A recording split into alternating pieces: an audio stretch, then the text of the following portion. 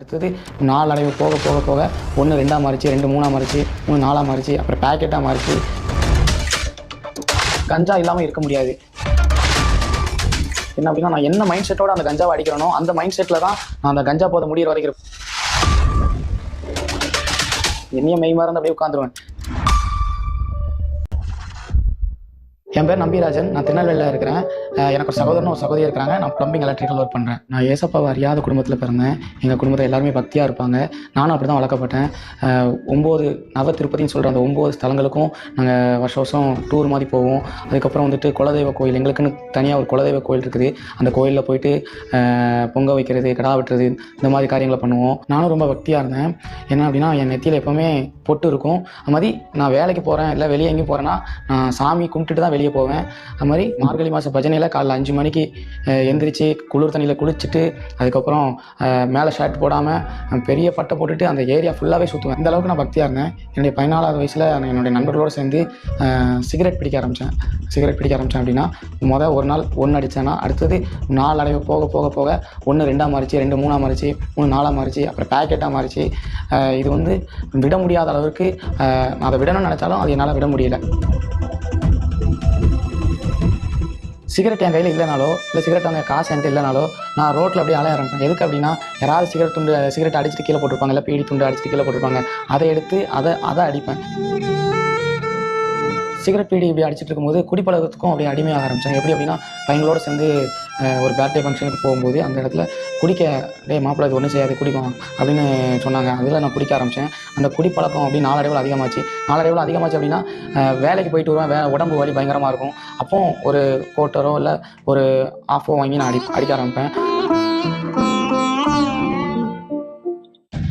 இப்படி போயிட்டு இருக்கும்போது என் ஃப்ரெண்டு ஒருத்தன் சொன்னான், மாப்பிள்ளை இதிலலாம் என்னடா போதை இருக்குது, நான் உனக்கு ஒன்று தாரேன், அதில் வந்து நீ அதை யூஸ் பண்ணி பாரு, அதில் பயங்கர போதை இருக்கும் அப்படின்னா. அது என்னடா அப்படின்னு அப்போ அவன் சொன்னால் கஞ்சா. என் ஃப்ரெண்டு சொன்ன உடனே கஞ்சாவை நான் அடிக்க ஆரம்பித்தேன்னா கஞ்சா இல்லாமல் இருக்க முடியாது. என்ன அப்படின்னா, நான் என்ன மைண்ட் செட்டோட அந்த கஞ்சாவை அடிக்கிறனோ அந்த மைண்ட் செட்டில் தான் நான் அந்த கஞ்சா போதை முடிகிற வரைக்கும் இருப்பேன். கஞ்சா அடிச்சுட்டு ஒரு இடத்துல அப்படியே உட்காந்துருவேன். என்னைய மெய் மறந்து அப்படியே உட்காந்துருவேன். அந்த போதை இறங்குற வரைக்கும் நான் அப்படியே தான் உட்காந்துருப்பேன். யார்கிட்டையும் எதுவும் பேச மாட்டேன். யார் வந்து எது கேட்டாலும் அவங்கக்கிட்ட வாயை திறக்க மாட்டேன்.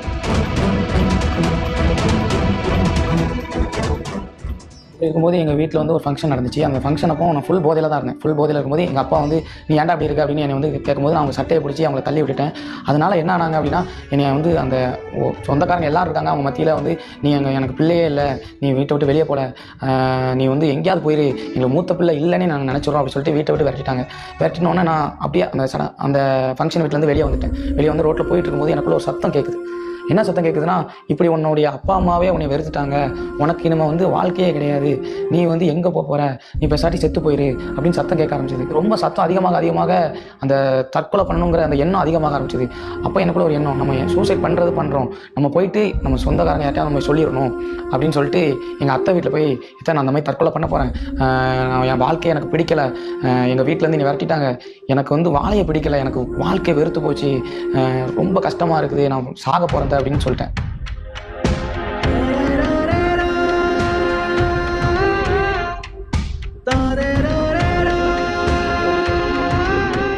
நான் இப்படி எங்கள் அத்தையிட்ட போயிட்டு என்னை பற்றி நான் சொல்லும்போது என்னுடைய சூழ்நிலையை அவங்க புரிஞ்சுக்கிட்டு இவனுக்கு ஒரு விடுதலை வேணும் அப்படின்னு நினச்சிட்டு அவங்க என்னை வந்து 4 மாடிக்கு கூப்பிட்டு போனாங்க.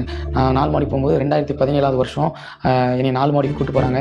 அந்த அற்புத விடுதலை பிரார்த்தனை அப்படின்னு சொன்னாங்க. எனக்கு முன்ன பின்ன நான் வந்து எந்த ஒரு கூட்டத்துக்கும் போனது கிடையாது, ஜெப கூட்டத்துக்குலாம் போனது கிடையாது. புதுசாக இருந்தது எனக்கு. அந்த இடத்துக்குள்ள போனோன்னா புதுசாக இருந்தது. மோகன் மெசேஜ் கொடுத்தாங்க. மோகன் வந்து பாவத்தை குறித்ததான ஒரு பிரசங்கம் பண்ணாங்க. என்கிட்டே பேசின மாதிரி இருந்தது. இந்த வார்த்தை எல்லாம் ஒவ்வொரு இன்ச் பை இன்ச்சாக ஆண்டவர் என்கிட்டே பேசின மாதிரி இருந்தது. ஆண்டவர் என்னோடு இடைப்பட்டதை நான் உணர்ந்தேன். அதுக்கப்புறம் அந்த ஜெப வேலையில் அண்ணன் ஒன்று சொன்னாங்க. என்ன சொன்னாங்கன்னா, இங்கே ஒரு வாலிபன் வந்திருக்கிறீங்க, உங்களை ஆண்டவர் ரொம்ப நேசிக்கிறாரு, ஆண்டவர் இன்னைக்கு உங்களுக்கு ஒரு புது வாழ்க்கை கொடுக்க போகிறாரு, இன்னைக்கு உங்கள் வாழ்க்கை மாறப்போகுது, உங்கள் வாழ்க்கையை ஆண்டவர் கையில் ஒப்பு கொடுங்க. நீங்கள் உங்களுக்கு அடையாளம் என்ன அப்படின்னா, நீங்கள் தற்கொலை எண்ணத்தோடு வந்திருக்கிறீங்க, இந்த மீட்டிங்கை முடிஞ்சு போனதுக்கப்புறம் நீங்கள் தற்கொலை பண்ணணும் அப்படிங்கிற எண்ணத்தோடு வந்திருக்கிறீங்க, ஆண்டவர் இன்னைக்கு உங்களுக்கு புது வாழ்க்கை கொடுக்க போகிறாங்க, முன்னாடி வாங்க அப்படி சொல்லும்போது என்னையும் அறியாமல் நான் முன்னாடி போய் விழுந்தேன். முன்னாடி அவங்க ஜெபம் நடத்துகிற அந்த முன்னாடி போய் நான் விழுந்து அப்படியே பொருளுதேன் சொல்லே கிடையாது. அப்போ ஒரு பிரகாசமான ஒளி வந்து என்னை தொட்டுச்சு. அந்த இடத்துல எனக்கு ஒரு டெலிவரன்ஸ் உண்டானோடனே என்னை எழுப்பி விட்டோன்னே எனக்குள்ள ஒரு மாற்றம். என்னுடைய பாவ பழக்கம், அந்த காரியம், தற்கொலை எண்ணம் எல்லாத்துலேருந்து டோட்டலாக ஒரு விடுதலை. அந்த மீட்டிங் முடிஞ்சு நான் வெளியே வரும்போது எனக்குள்ள அவ்வளோ ஒரு சந்தோஷம், எனக்குள்ள அவ்வளோ ஒரு சமாதானம். அந்த தண்ணி அடிக்கணும், கஞ்சா போடணும் அப்படிங்கிற எண்ணமே எனக்குள்ள இல்லை. தற்கொலை பண்ணணுங்கிற எண்ணம் சுத்தமாக இல்லை எனக்குள்ள. நான் புது மனுஷனானதை நான் ஃபீல் பண்ணேன். ஆண்டவர் எனக்கு புது இருதயத்தை கொடுத்தாங்க, புது மனுஷனாக மாற்றினாங்க. நான் புது மனுஷனாக இருந்ததை நான் உணர்ந்தேன். அதுக்கப்புறம் பார்த்தீங்கன்னா என் கையில் வந்து நான் நிறைய கயிறு கட்டியிருப்பேன். அந்த கயிறெல்லாம் அறுத்து போட்டேன். எனக்கு உதவாத தெய்வங்கள் எனக்கு எதுக்கு அப்படின்னு சொல்லி நான் கயிறை ஃபுல்லாக அறுத்து போட்டுட்டு ஏசப்பாவை என் சொந்த ரட்சகராக நான் ஏற்றுக்கொண்டேன். இப்போ பார்த்தீங்கன்னா காலையில் 1 மணி நேரம், சாயந்தரம் 1 மணி நேரம் நான் ஜெபிக்கிறேன். வாரந்தோறும் சபைக்கு நான் போகிறேன்.